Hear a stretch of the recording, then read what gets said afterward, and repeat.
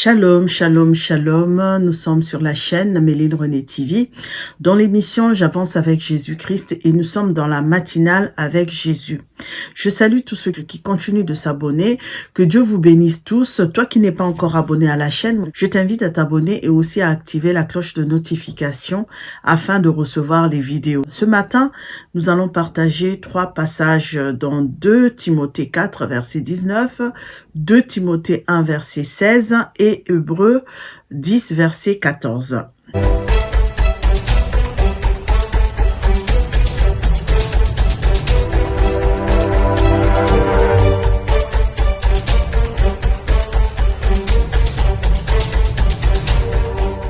Donc, je disais qu'aujourd'hui, nous allons partager 3 passages que nous allons lire ensemble.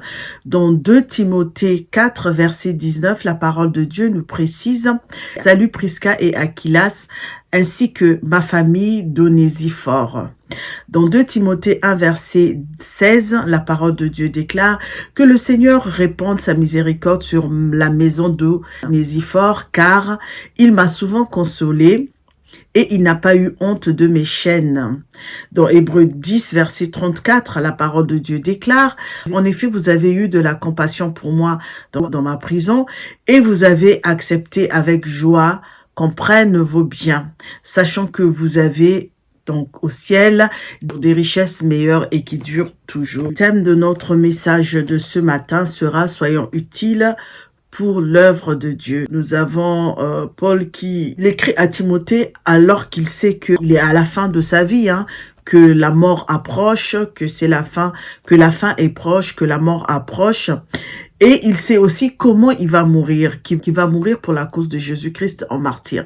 Donc il sait qu'il va mourir et il connaît les conditions dans lesquelles il va mourir et pour la cause de qui il va mourir. Et donc il adresse ces mots de reconnaissance à Onésiphore, une personne qui lui a fait du bien. Alors, on sait qu'il est vraiment à l'approche de la mort. C'est quelqu'un qui aurait dû s'inquiéter. C'est quelqu'un qui aurait dû être apeuré, en vouloir un peu à tout le monde. Lorsqu'on sait que l'on va mourir, lorsqu'on sait qu'il y a la fin approche, lorsqu'on sait qu'on ne peut rien faire pour changer son destin, certaines personnes seraient amères, certaines personnes seraient en train d'en vouloir un peu à tout le monde. Mais Paul ici, ce n'est pas ce qu'il fait. Il est serein parce qu'il sait pourquoi il va mourir, pour quelle cause, qui il va mourir, il sait comment il va mourir, mais il adresse quand même des salutations à ceux qui l'ont aidé dans le ministère. Et surtout à Onésiphore, une personne qu'il a beaucoup soutenu dans son ministère. Une personne lambda, un anonyme de la parole de Dieu, dont on connaît juste, on va dire, le nom, mais quelqu'un qui, dans son silence, dans son retrait, a beaucoup fait pour l'œuvre de Dieu, a beaucoup soutenu Paul dans l'œuvre de Dieu. Ce n'est pas quelqu'un de public, mais ici, nous avons un homme qui soutient l'œuvre de Dieu dans le silence, dans le retrait. Et Paul, à l'aube de sa mort, lui adresse des salutations. Dit vraiment, n'oublie pas de saluer ces personnes-là. Que Dieu accorde sa miséricorde à la maison de cet homme-là, parce qu'il m'a beaucoup consolé et il n'a pas eu honte de mes chaînes. Donc, c'est quelqu'un qui a vraiment soutenu Paul dans le ministère.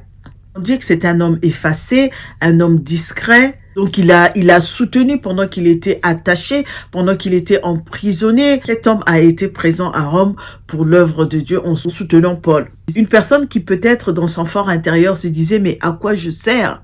Parce que c'est quelqu'un qui n'est pas connu, c'est quelqu'un qui est discret, qui va rendre visite à Paul pendant qu'il est enchaîné.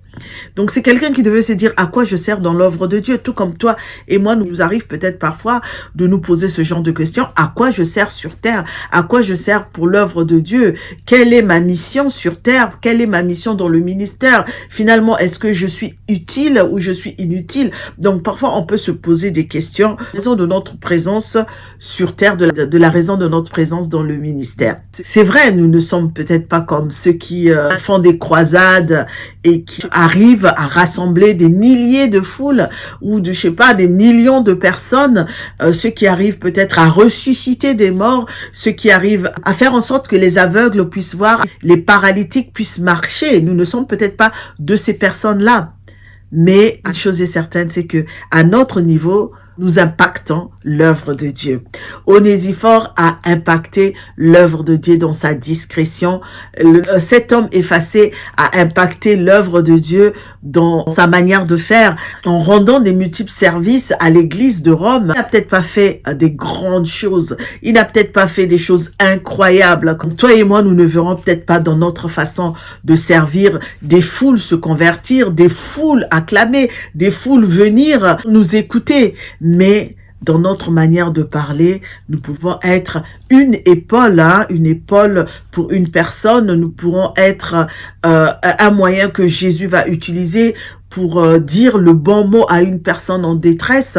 Nous pouvons être une écoute, une personne à un frère, à une sœur, à un enfant.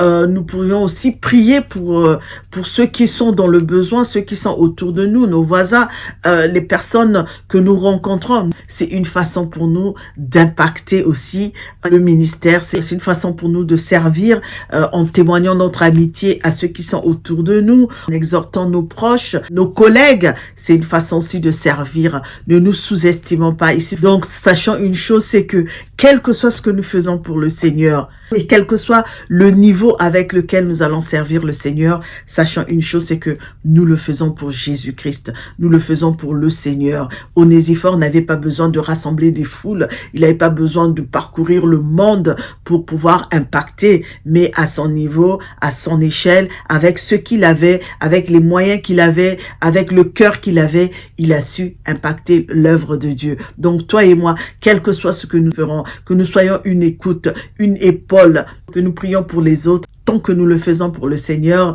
nous savons que nous sommes sur la bonne voie. Nous ne serons pas tous des Pierre, nous ne serons pas tous des Paul, nous ne serons pas tous des Luc, nous ne serons pas tous Jésus, mais une chose est certaine, c'est que à notre niveau, à notre échelle, tant que nous le faisons pour le Seigneur, nous disons gloire à Dieu.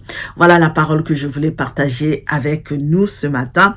Que Dieu nous bénisse. Soyons en paix et restons en paix. Nous nous retrouvons la prochaine fois. Toi qui n'es pas encore abonné à la chaîne, je t'invite à t'abonner et aussi à activer la cloche de notification afin de recevoir les vidéos. Je vous dis à très bientôt. Soyons des courageux, restons des courageux et des courageuses. Que Dieu nous bénisse. Je vous dis au revoir, partagez la vidéo, likez, commentez. À très bientôt. Au revoir.